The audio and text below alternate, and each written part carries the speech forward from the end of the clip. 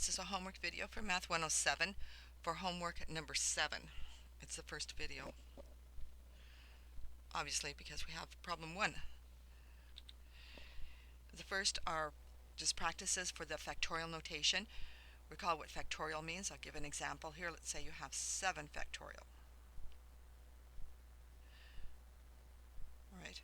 That just means count down and multiply as you go. 7 times 6 times 5 times 4, what's the times? 3 times 2 times 1. And there's a result that 0 factorial equals 1. And that's a very useful result in one of these problems, this one. Okay. So you know how to evaluate 4 factorial. For these cases, you use the rule that n factorial equals n times n minus 1 factorial. So I can write this out as 6 times 5 times 4 times, and then I can stop here at 3 factorial. I'm just abbreviating 3 times 2 times 1, which would be on the end here, as 3 factorial. And when I divide by 3 factorial, I can cancel all that together.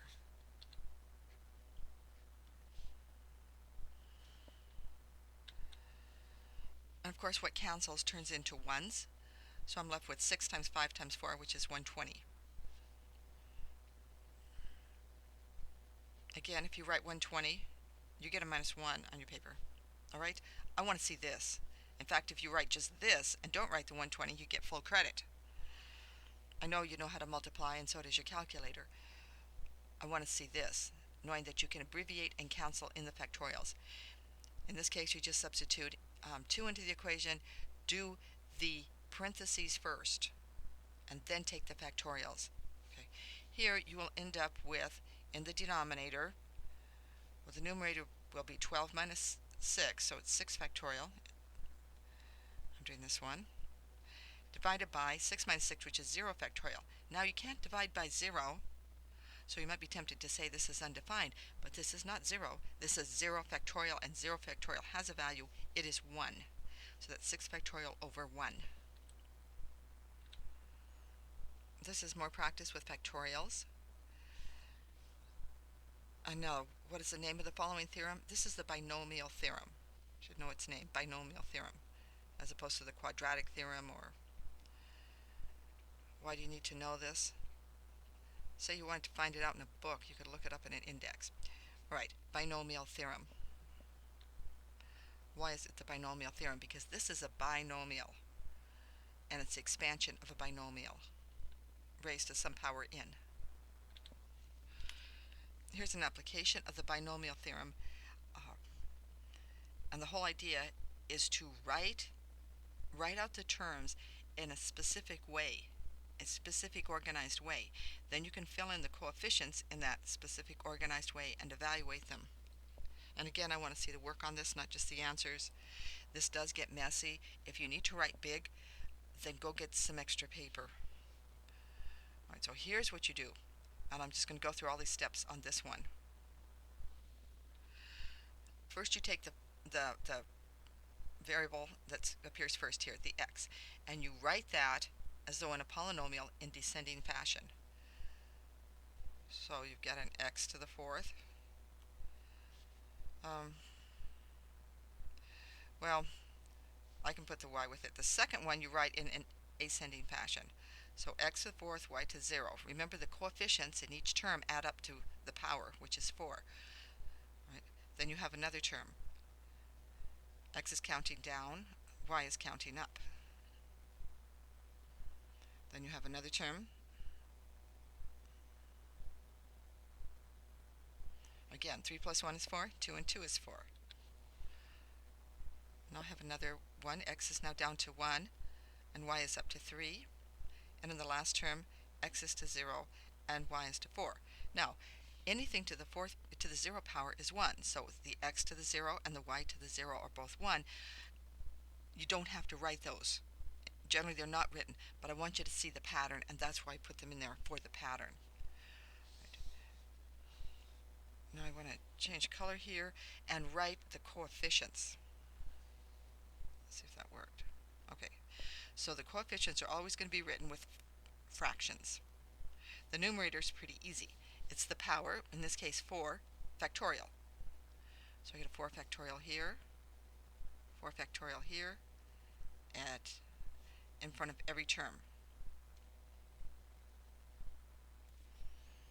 Okay, this is just a mechanical way of assembling this problem. But once you see the pattern, it's like, it's easy.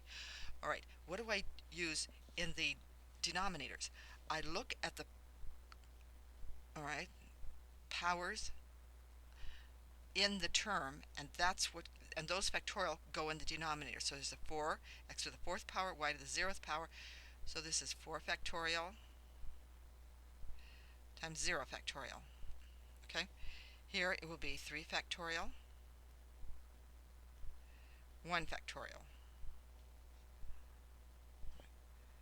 and 2 factorial, 2 factorial. And again, 1 factorial, and a 3 factorial, and now you have 0 factorial times a 4 factorial. Remember, these are multiplications when they're worked out, and multiplication commute, so it really doesn't matter what order you write it in. You just have to get those coefficients assembled. That means numerator is the power of the original problem, factorial. That's what you see in red. In the denominator are the exponents of the variables in the term. That's where the 4 and 0 is here, 3 and 1, 2 and 2 factorial, 1 factorial times 3 factorial, and 0 factorial times 4 factorial. You can already see the symmetry. But we're going to go through and now work out these coefficients. For the first term, I have 4 factorial over 4 factorial times 0 factorial. Well, 0 factorial is 1, so this is just 4 factorial over 4 factorial, and of course that can totally cancel, and the answer is 1. So remembering also that y to the 0 is 1, I can write that first term like this.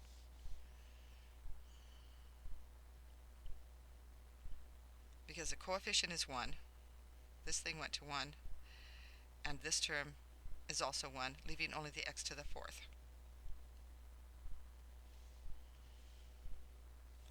Now look at the second term. Let's see.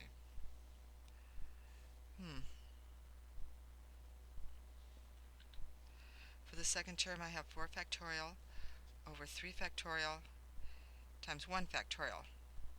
Well, 1 factorial is 1, so this gives me 4 factorial over 3 factorial, and I just count the 4 down 4 times until it matches the denominator,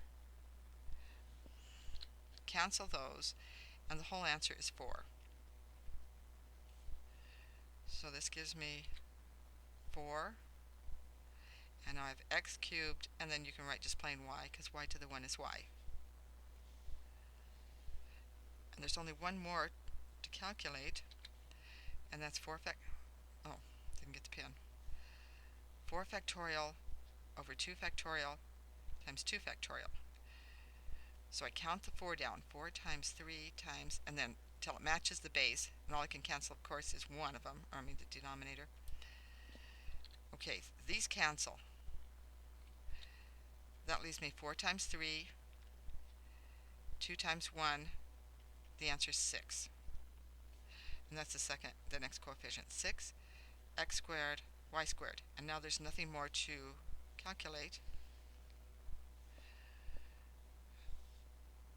because by symmetry, this term is the same as this term. So the coefficient here is 4. And this term is the same as this term, so its coefficient is 1.